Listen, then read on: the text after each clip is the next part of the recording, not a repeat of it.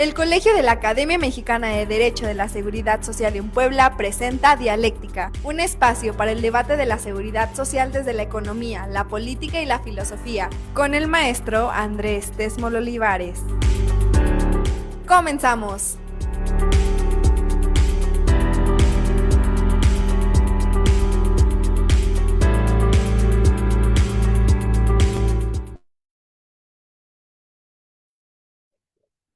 Muy buenas tardes a todos. Gracias por acompañarme más en Dialéctica, la seguridad social en debate. El día de hoy vamos a analizar la constitucionalidad del sistema de originación del crédito de vivienda como parte de la seguridad social.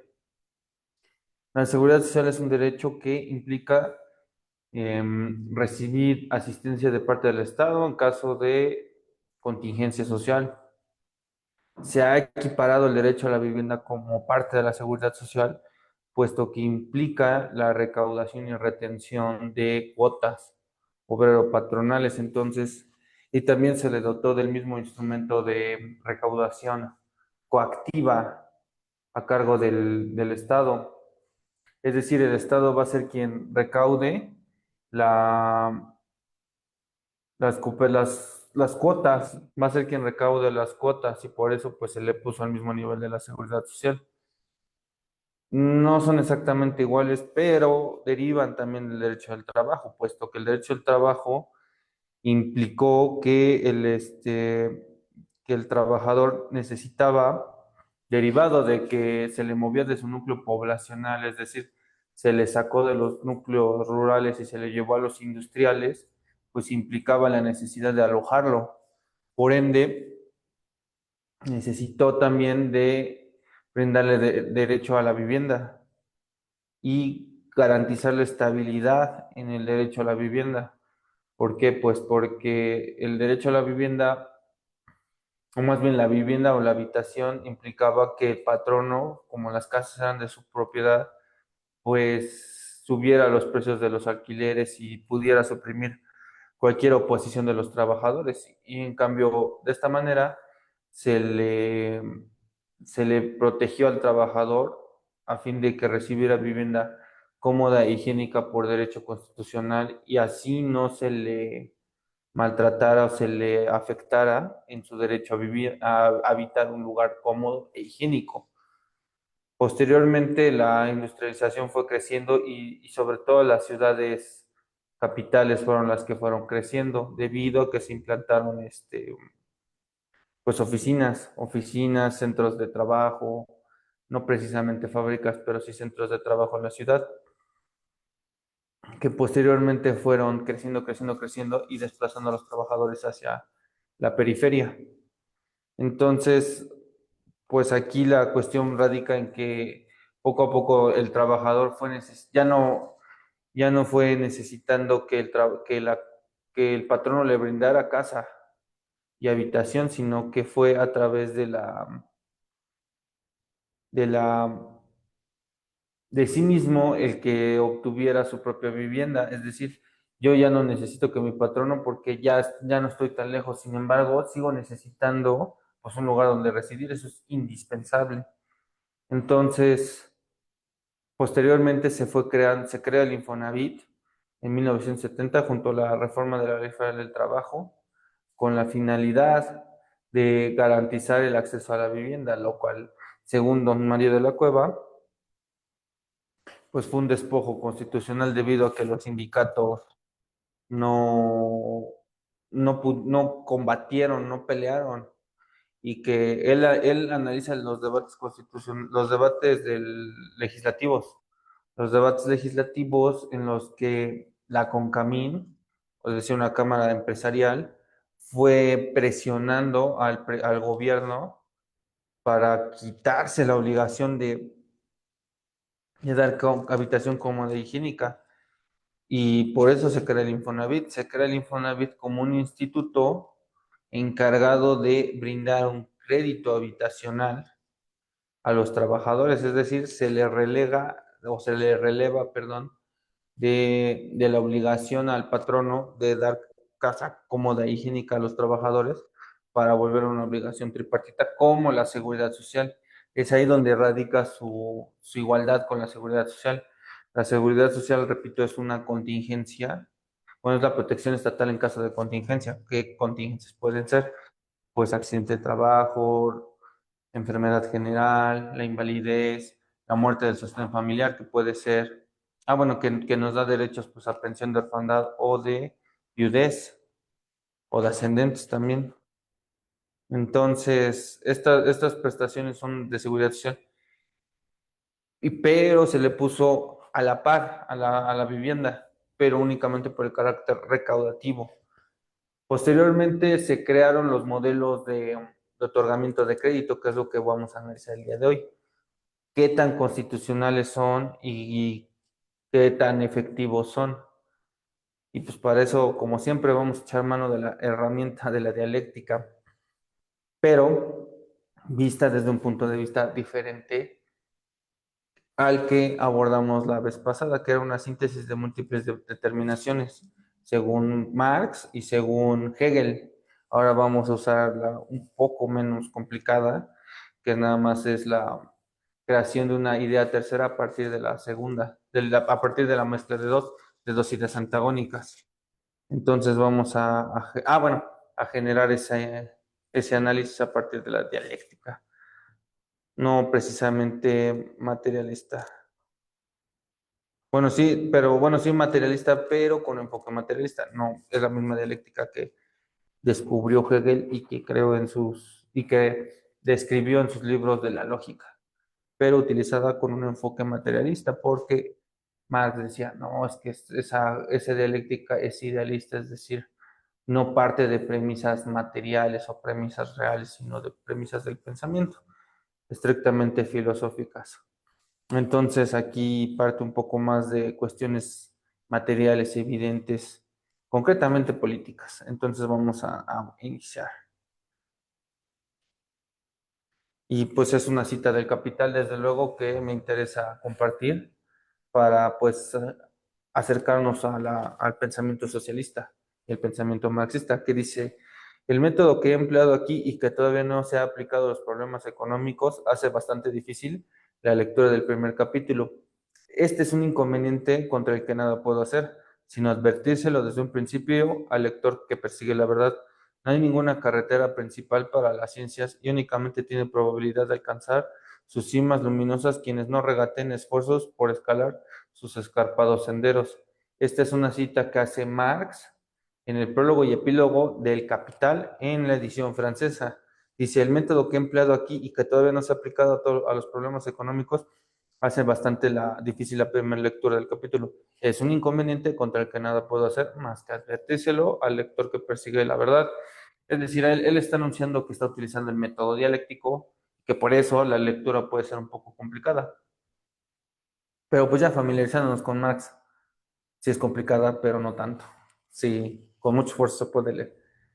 Y entonces vamos a abordarlo.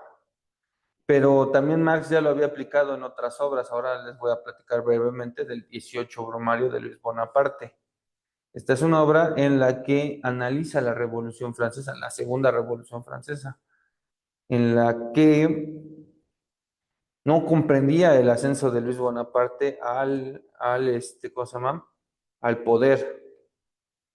Aquí en el 18 Brumario de Luis Bonaparte, él observa que en Francia se iba a producir la lucha de clases, es decir, la clase proletaria y la capitalista iban a pelear por el poder.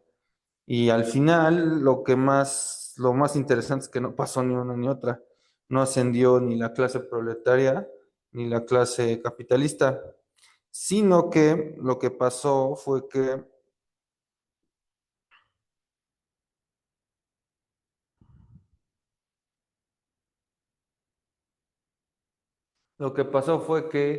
ascendió Luis Bonaparte, que era el sobrino de de Napoleón Bonaparte, y dijo, caray, pues no pasó ni una ni otra, no pasó ni lo que yo preveía que pasara, ni nada de lo que me imaginé.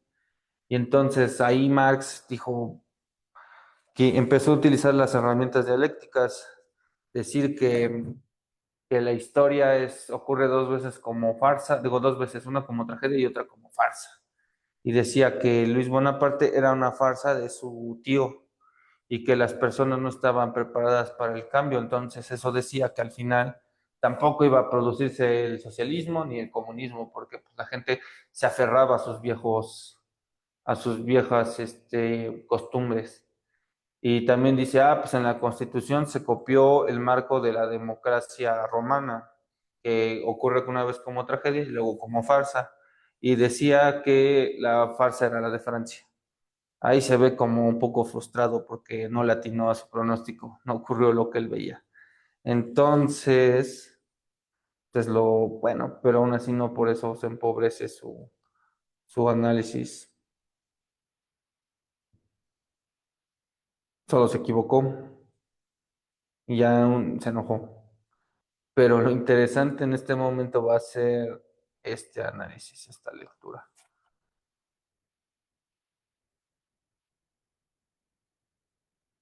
Em, ajá, aquí estamos.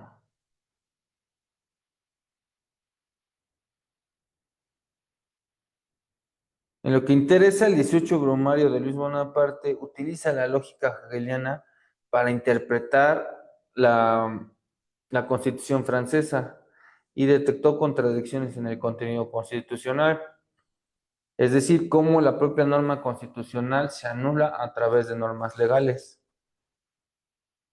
Y esto es lo interesante que, ¿para qué me sirve esta herramienta en el análisis constitucional? Dice, el inevitable Estado Mayor de las Libertades de 1948, la libertad personal, la libertad de prensa, de palabra, de asociación, que teóricamente nos tendría que brindar la libertad de asociación, el derecho a la libertad de sindicalización, de reunión, de enseñanza, de culto, recibieron un uniforme constitucional que las hacía invulnerables. Es decir, ascendieron a nivel constitucional de modo que no pudieran ser restringidas.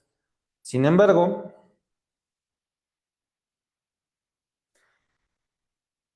dice, en cada artículo constitucional, la Constitución incluye su propia antítesis, su propia cámara baja y su propia cámara alta y su propia cámara baja.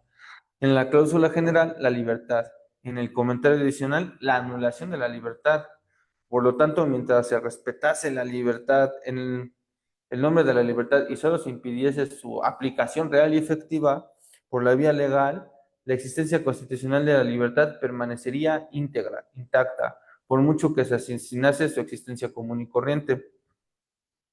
En efecto, cada contenido de estas libertades es proclamada como un derecho absoluto del francés, pero con un comentario adicional. De ahí que las libertades son ilimitadas siempre y cuando no sean limitadas por otro, dice. Derechos iguales de los demás o B, por la seguridad pública. Aquí empieza lo interesante. ¿Por qué? Dice, tienes un derecho constitucional, sí, pero lo anulo a través del comentario secundario, a través de la aplicación legal. Por ejemplo, dice, tienes un derecho de libertad de asociación, sí, siempre y cuando no contravengas el orden público o derechos iguales.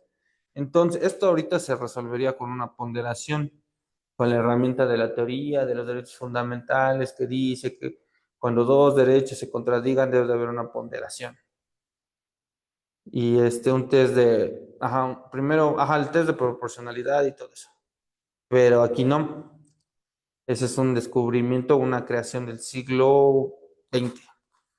En el 19, que es esta creación, pues estamos observando que hay una anulación, una anulación constitucional. Tienes derecho a la libertad siempre y cuando no contravengas otros derechos. Tienes derecho a la libre asociación siempre y cuando no contravengas el libre comercio, el libre mercado.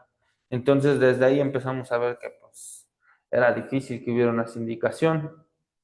Posteriormente, también tenemos que esta herramienta nos puede ser útil pues, para el análisis constitucional en nuestro país. Y es lo que vamos a seguir viendo.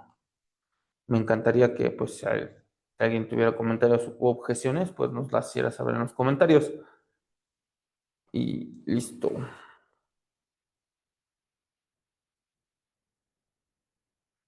Y pues para empezar, aquí vemos que Marx era abogado antes que economista, es más, ni siquiera tenía una licenciatura en economía o un equivalente, sino que él era abogado, él había sido egresado de la Universidad de Jurisprudencia de alguna universidad de jurisprudencia de Alemania, o sea, un equivalente a la licenciatura de Derecho. Entonces él entendía perfectamente el derecho romano, el derecho como tal, como ciencia. Y posteriormente, sí va a usar el constitucionalismo en sus postulados. ¿Cómo? Pues muy fácil, con su teoría que manifiesta en el manifiesto comunista, valga la redundancia,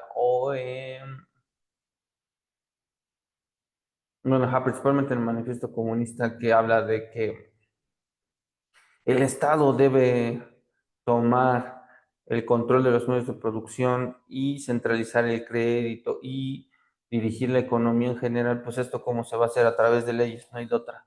Y la rectoría económica implica leyes, implica derecho.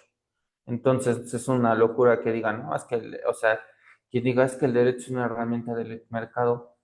Sí y no, no es una herramienta del mercado, también lo puede suprimir, también lo puede golpear.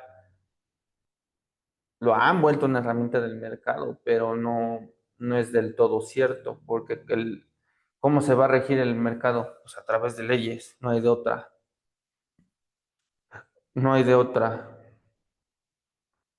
Y eso es lo que viene del manifiesto comunista. Dice, vamos a tomar los medios de producción a través del Estado y pues el Estado funciona a través de leyes. Entonces, Marx no era ningún anarquista, al contrario, era un abogado.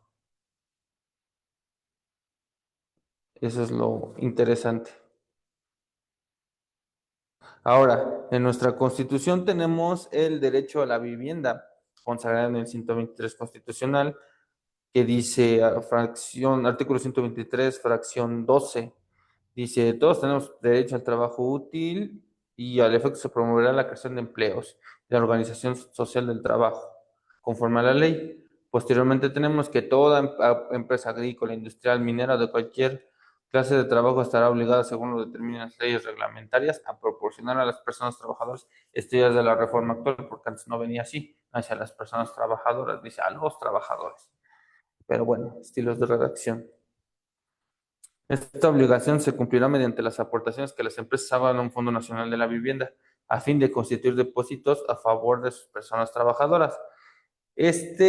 Antes era todo trabajador tiene derecho a la vivienda cómoda e higiénica, y por la cual pagará máximo 0,5% del valor catastral mensual. Esto venía así. Y ahí tiene el derecho tiene derecho pues a la vivienda, al trabajador. Ahora bien, el 4 constitucional dice, en nuestro país tenemos, toda persona tiene derecho a disfrutar de vivienda digna y decorosa. La ley establecerá los instrumentos y apoyos necesarios a fin de alcanzar tal objetivo. Tienes derecho al trabajo, a la vivienda, anulado por las leyes secundarias. Y vamos a analizarlo más a detalle. La reforma constitucional del año 2024 dice, las personas trabajadoras después de un año de cotización ante el fondo podrán acceder a las viviendas en arrendamiento social, propiedad del Instituto del Fondo Nacional de la Vivienda de los Trabajadores. En estas operaciones la mensualidad no podrá exceder del 30% del salario de las personas trabajadoras. Dice, después de 10 años de arrendamiento de una misma vivienda, la persona trabajadora tendrá derecho a adquirir la propiedad en los términos que establezca esta ley. En cualquier caso, se dará preferencia de acceso a la vivienda del arrendamiento social o a las personas trabajadoras que hayan aportado continuamente al fondo y no cuenten con vivienda propia. La ley preverá mecanismos para evitar la discrecionalidad. Se trata de conceder de una manera jurídica, conceder el acceso a la vivienda y que solo es del 30% del salario del obrero.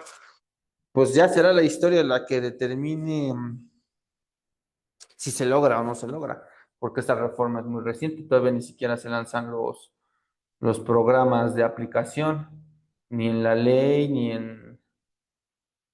en la... Ajá, pues bueno, sí ya está en la ley, pero todavía no se implementa, pero genera otros puntos de vista, debemos observar cuáles son los puntos de vista, pues tendremos que verificar si es cierto o no es cierto, pero pues podemos pensarlo. ¿Cómo? Pues de entrada, ¿qué casa, qué vivienda puede ser? ¿Qué vivienda podría ser o qué salario nos va a necesitar? Por ejemplo, pensemos que si es el mínimo que está más o menos en 8,000 pesos al mes, 8 al 30%, pues es 2,400. 2,400 por 12 y luego por 10. Pensemos que serían los 2,400 a los 10 años serían 24 por 12. Vamos a analizarla en la calculadora. Calculadora.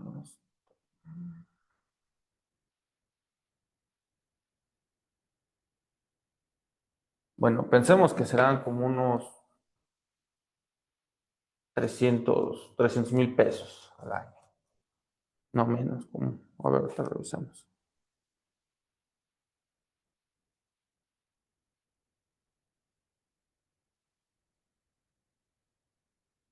2,400 por 12. Serán 28,000 pesos. Por 10 años, 300,000 pesos para fondear un crédito para posteriormente seguirlo pagando. A mí me parece muy poco 300,000 pesos porque habría que agregarle todavía los aumentos del salario mínimo. Pensemos que logre juntar durante los 10 años 400,000 pesos. Pues me parece poco.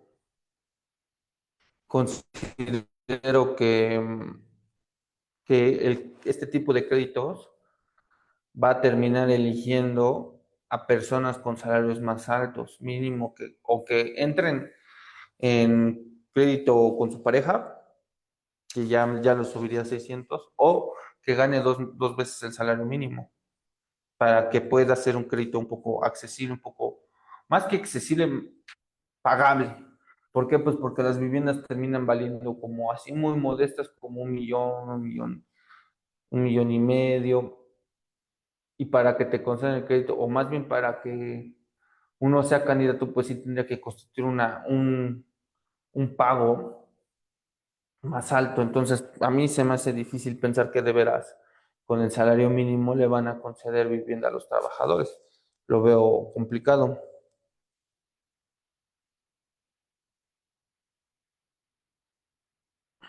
Ahora bien, entonces, o sea, ojalá fuera viable, pero a mí me queda la duda.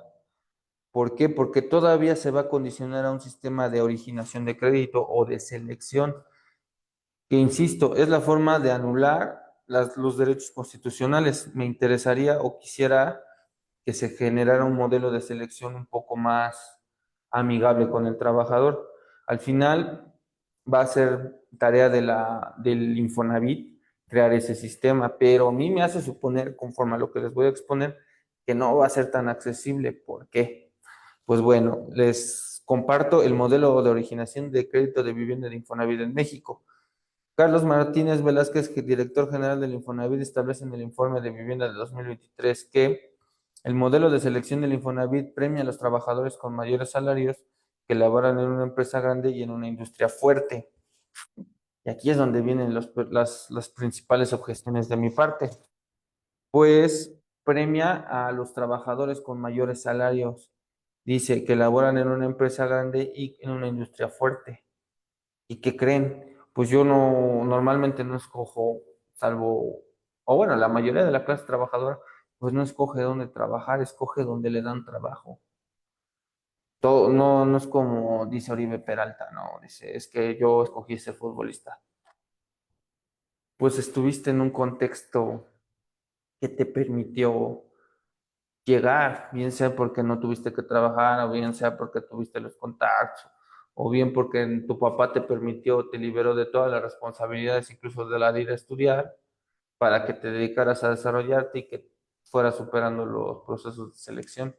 En cualquier caso, es muchas veces el contexto el que define qué trabajo tiene. se tiene, o sea, por mucho que podamos escoger profesión, sí, pero normalmente es difícil escoger en dónde trabajar. Y una vez, supongamos que logré escoger dónde trabajar, no depende de mí mantenerme en ese trabajo. ¿Por qué? Pues porque es el patrono 100% el que va a definir si me despiden o no. Hay mucha gente que sueña con trabajar en Audi, pero no porque trabaje en Audi, no porque haya sido contratado por Audi, significa que va a mantenerse 10, 15 o 20 años laborando para Audi. Entonces es lo interesante. Aquí dice Carlos Martínez Velázquez, el director general del Infonavit, dice que el modelo de selección premia a los trabajadores con mayores salarios que laboran en una empresa grande y en una industria fuerte. Entonces ya desde aquí yo ya sé que este sistema programático ya no es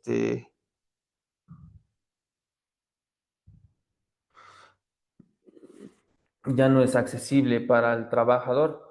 Aquí tenemos al abogado Jacobo González. Este, ¿A qué se refiere cuando habla del arrendamiento de 10 años de la vivienda? ¿Puede repetir para quién es benéfico? No estaría hablando de un usucapión. No, no es un usucapión. No es un usucapión porque al final, pues el usucapión es procedente cuando tiene de buena fe o de mala fe. Y pues digo que, o sea, cuando soy poseedor en carácter, me ostento como propietario. Y si está condicionado a un contrato de arrendamiento, pues ya no soy un propietario, soy un arrendador. Y por ende ya no puedo promover la usucapión al derecho civil. Todavía lo manejamos. El derecho civil, este, entonces, si hay un contrato de arrendamiento, pues no, ya no le puedo aplicar la usucapión. Lo que es un sistema de originación, un sistema constitucional que se creó, bueno, más de una reforma constitucional que se creó para implementar una nueva modalidad de vivienda. Tenemos el crédito del Mejoravit, un crédito para comprar el terreno, un crédito para construir, y el crédito de compra, el hipotecario, que es el de compra de casa, habitación con terreno abajo, que ese es pues son los más caros, porque compró uno el terreno y aparte la vivienda. Mucho beneficiaría tener ya un terreno, pero bueno. Entonces, este sistema de arrendamiento de vivienda señala la reforma que, bueno, eso lo vamos a abordar regresando del comercial. Muchas gracias, abogado Jacobo, por preguntar. Y enseguida nos seguimos. Este,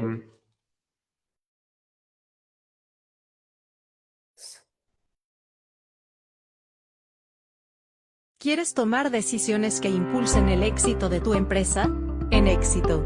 Capacitación empresarial. Te brindamos las herramientas necesarias para tomar decisiones directivas, operativas y profesionales informadas y efectivas. Y para profundizar en el conocimiento jurídico, Popocatépetl Editores te ofrece obras jurídicas de alta calidad.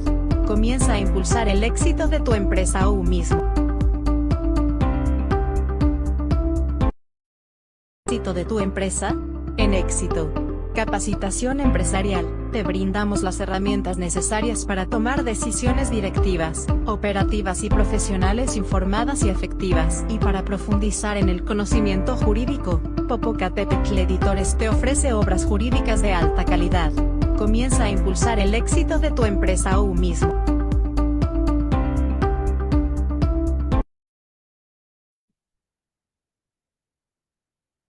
ajá, nos quedamos analizando el sistema de originación de crédito de vivienda y la reforma de acceso a la vivienda, que señala que se crearán unidades habitacionales en la que los trabajadores podrán empezar a arrendar una vivienda y luego, después de 10 años, ser candidatos a comprarlas.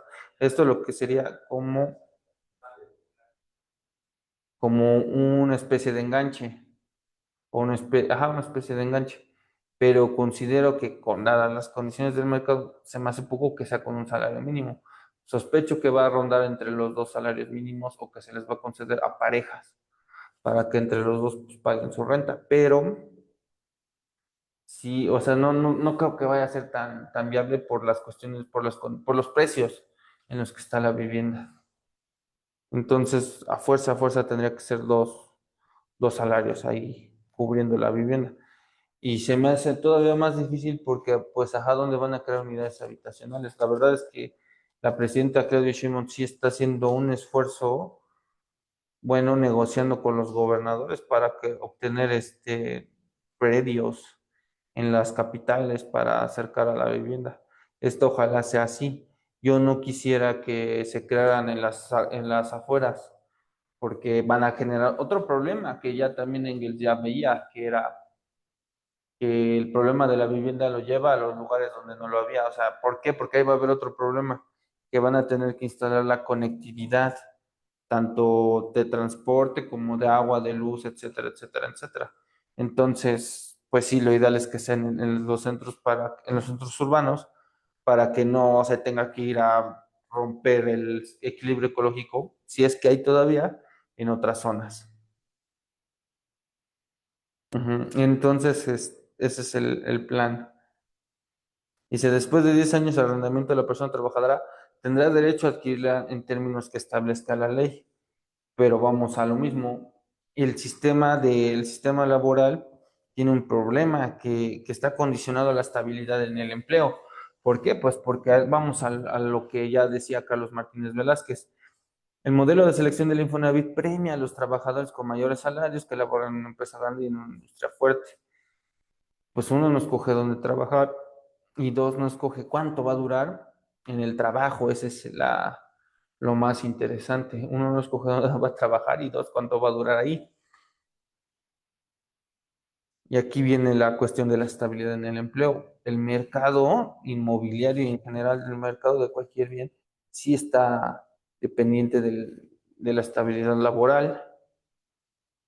¿Y cómo se logra esa estabilidad laboral? Con la intervención económica del Estado y leyes. Entonces es falso que Marx no creyera en el derecho, porque a través del derecho, pues cómo voy a expropiar, cómo voy a regir el Estado? Pues a fuerza a través de las leyes, no hay de otra, no hay de otra. Sí se puede a través de la política, pero pues a través de una constitución se debe hacer, no hay de otra. Por mucho que digan que no creían en la ley, sí creían en la ley. O bueno, no sé si por creer nos referamos a que le tuviera fe, pero de que servía, servía. Lo que no representa desde luego un derecho garantizado, sino el otorgamiento de un crédito pagable. Aquí ven, bueno, aquí lo que estoy expresando es que el Infonavit en sí es más que un sistema de otorgamiento de vivienda, tiende a ser como más bien un sistema garante al mercado. ¿Por qué? En pláticas pasadas ya les había hablado de la crisis financiera del 2007, que se le otorgó créditos pues, a todo el que pidiera crédito, trabajara o no trabajara, ¿no? Con instrumentos con instrumentos financieros, con créditos hipotecarios sumamente, pues agresivos, vamos a decirle de alguna manera agresivos. ¿Por qué? Porque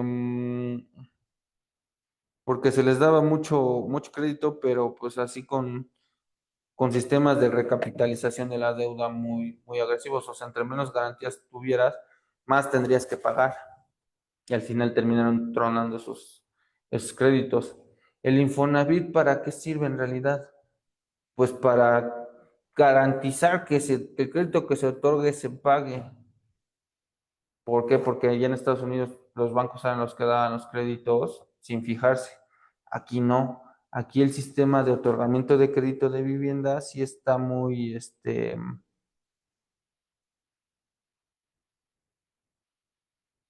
pues está regulado y está protegido por el Infonavit y por este sistema de originación de crédito, porque, porque el Infonavit crea el programa de otorgamiento de selección, de originación de crédito, en el que va a tomar en cuenta la estabilidad en el empleo, el fondo de la subcuenta, el famoso modelo de puntos, pero estos puntos son los que definen si la persona es buena para recibir un crédito o no. Por eso en México no puede, bueno, o sea, sí puede ocurrir una crisis de vivienda, pero no una crisis de crédito, porque en Estados Unidos no hay un sistema de Infonavit que diga, sí, a este y este le vas a dar crédito.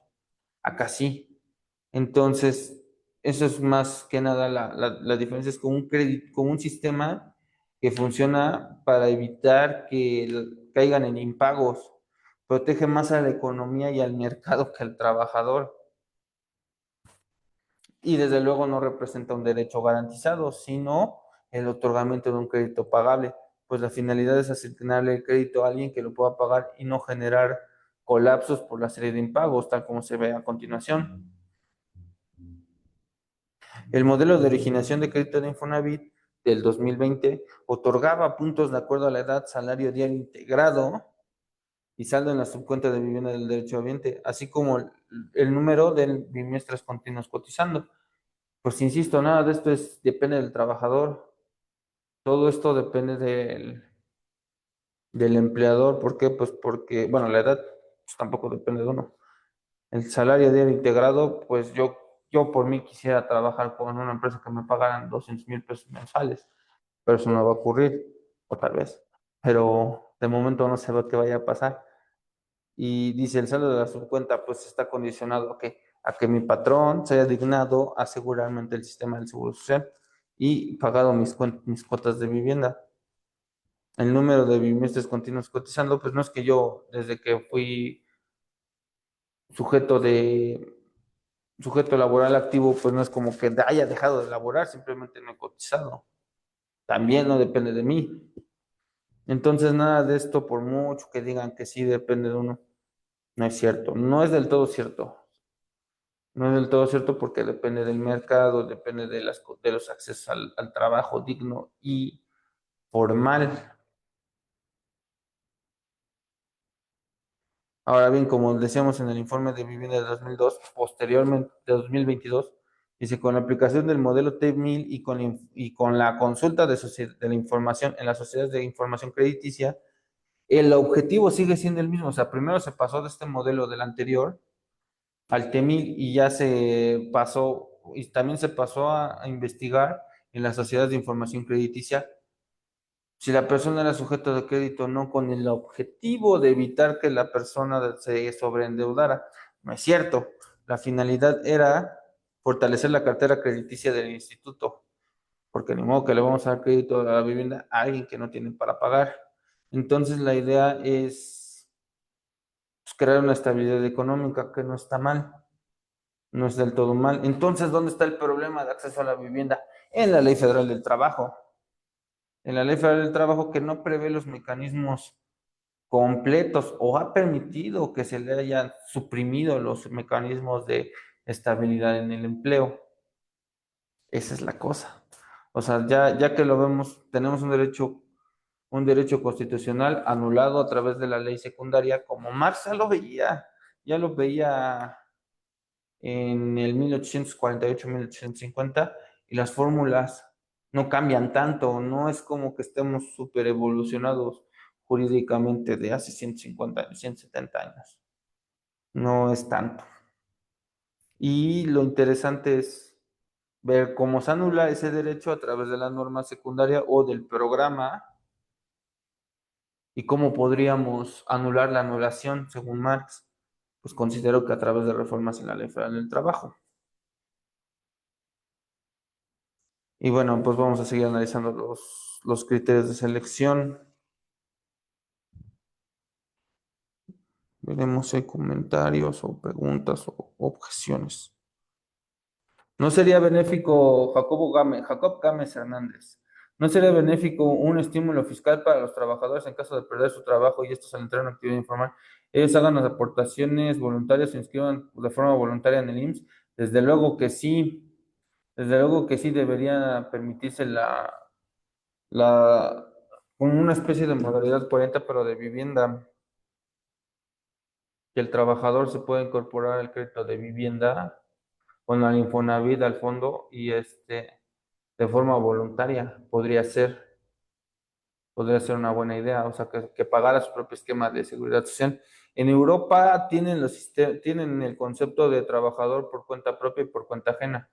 Todos somos trabajadores, pero la diferencia es a quién trabajamos. Entonces, ahí tienen los sistemas de aseguramiento por cuenta propia y yo mismo voy y pago mis aportaciones para ser parte del sistema de seguridad social. Tendría que ajustarse el sistema así, para que el trabajador solo se pueda incorporar a los sistemas de seguridad social, de retiro y de vivienda.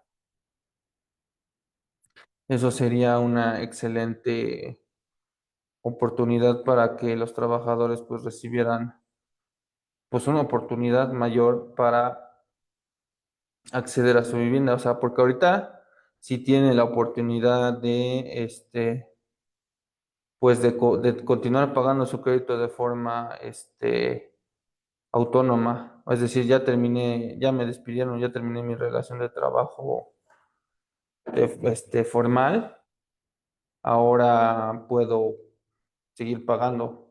Eso sí se puede, pero así la propia autoincorporación al seguro, eso sí se puede, ¿no? Pero tal cual no nos da esa opción de asegurarnos, de poder ir fondeando nuestra cuenta de vivienda y posteriormente acceder a un crédito de vivienda. Eso todavía no se desarrolla.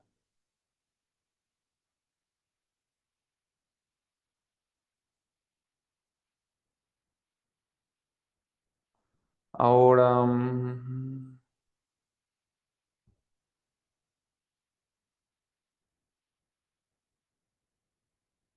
tenemos el criterio que decía que permanece en la formalidad.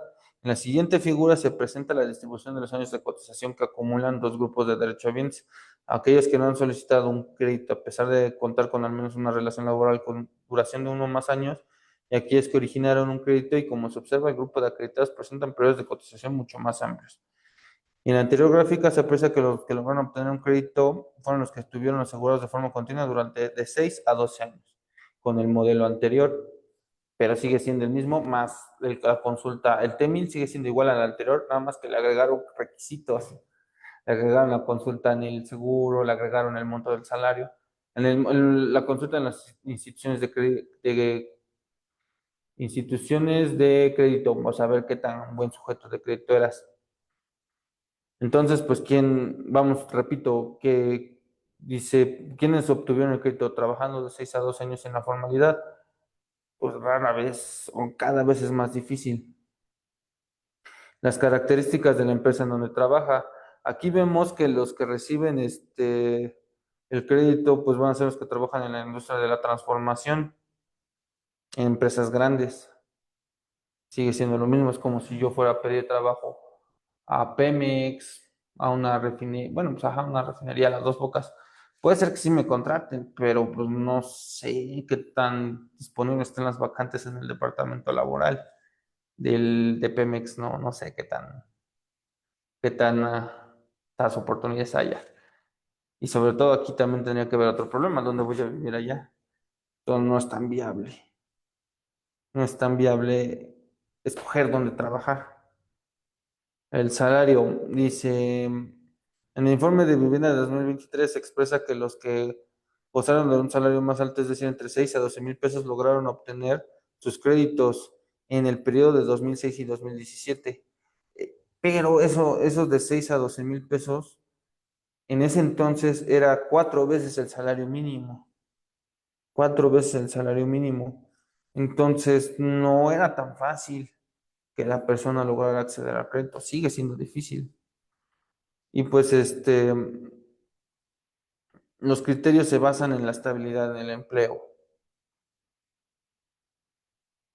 Y aquí la cuestión es que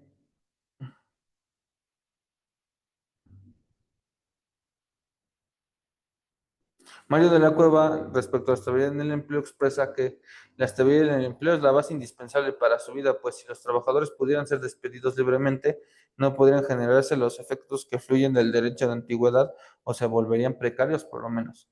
Pero cimentada la antigüedad y reconocida legalmente por una parte, se convierte en una de las ideas de fuerza destinadas a completar la transformación de la empresa, ya que por virtud de ella, los trabajadores adquieren unas de derechos que constituyen la limitación del más viejo poder soberano del empresario, y por otras sus funciones de servir sostén a estos derechos, tales como las vacaciones, la prima de antigüedad, los derechos de preferencia y de ascenso, y yo le agregaría el de vivienda. El principio se encuentra previsto implícitamente en el capítulo al rubro duración de las relaciones laborales, pues prevé como regla general la estabilidad del empleo, pues solo tienen de carácter excepcionales la contratación por tiempo determinado y la capacitación no inicial. Esto obedece a la definición de proletario, que es aquel que está expuesto a los vaivenes de la ley de oferta y demanda. Entonces, aquí es donde vemos la cuestión. Es en la Ley Federal del Trabajo donde se puede garantizar el derecho a la vivienda, porque está bien que el Infonavit sí se fije a quién le va a dar crédito. El criterio a lo mejor podría ser más amplio, pero en el análisis más profundo, la antítesis o la síntesis está en la Ley Federal del Trabajo. Tal como refiere don Mario de la Cueva, la estabilidad es la protección que necesita el trabajador para desarrollar su plan de vida, puesto que cuenta con el salario con determinado fin de poder contraer otras obligaciones, tales como las familiares y las académicas. Sin esta estabilidad, serían presa de la incertidumbre. Esta incertidumbre deriva del capitalismo, puesto que nadie sabe exactamente cuándo subirán o bajarán los precios o la oferta o la demanda. Ahora bien, ya para finalizar, pues Engels ya había hecho alguna crítica muy parecida a esto. O sea, aquí los problemas del capitalismo no son nuevos, ya habían sido observados en 1850, o sea, que a nadie le sorprenda.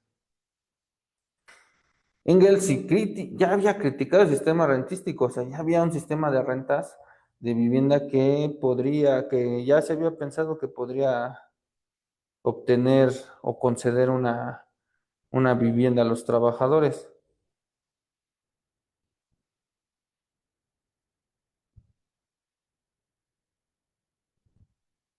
Em, ¿Cómo se va a lograr?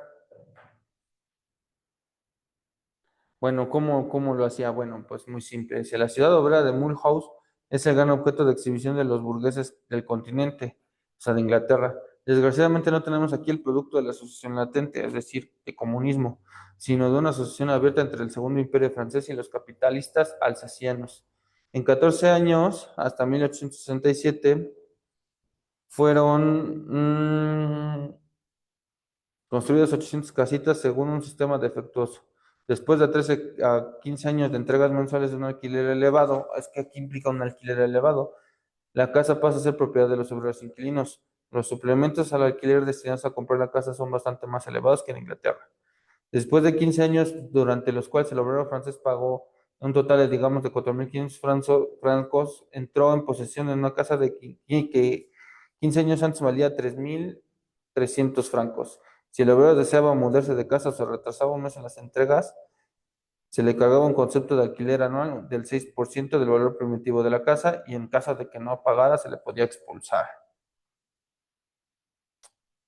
Dice, en la transcripción anterior se observa la descripción de un sistema de compra de vivienda que previamente fue arrendada, condicionado al pago puntual y continuo de 15 años de rentas, para que posteriormente, si lograse llegar al final sin ser desalojado, le permitiría adquirir en propiedad dicha vivienda, lo cual no representa un logro socialista, puesto que terminaba pagando un valor superior a la vivienda, lo que necesariamente generaba una plusvalía, es decir, pues una ganancia para el que lo vendía.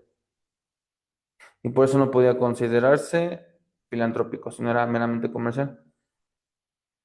Y pues como les venía diciendo, esta reforma sí replica mucho a la fórmula de Alemania del 1870. Esperemos que con estos otorgamientos se logre mejorar el acceso a la vivienda. Pero repito, todo el acceso a la vivienda y el derecho a la vivienda está condicionado a la estabilidad en el empleo. Es ahí donde se puede arreglar, porque por más maromas que se hagan en las reformas constitucionales al Infonavit, pues el derecho constitucional a la vivienda queda anulado en el texto secundario. Tendría que fortalecerse en el texto secundario de la Ley Federal del Trabajo para garantizar la vivienda, el derecho de la vivienda como de higiénica. Y ya olvidémonos del cuarto constitucional que ni herramientas tiene. Y si tienes derecho a la vivienda, ¿cómo? Dice, pues conforme a los programas que establezca la ley, ¿cuál? ¿Me la van a dar de gratis? Pues no, todo depende del mercado y por ende de mi capacidad de defenderme en ese mercado. Y hasta aquí podríamos dar por terminada nuestra plática de dialéctica. Les voy a agradecer mucho sus comentarios y retroalimentación, si es que no nos pudieron acompañar en el día de hoy a esta hora, pero en vivo, pero ya estaremos pendientes de los comentarios en línea. en mensajes y todo conforme nos hagan saber su presencia. Les agradezco mucho su atención y nos veremos la próxima sesión de dialéctica, la seguridad social en debate. Gracias.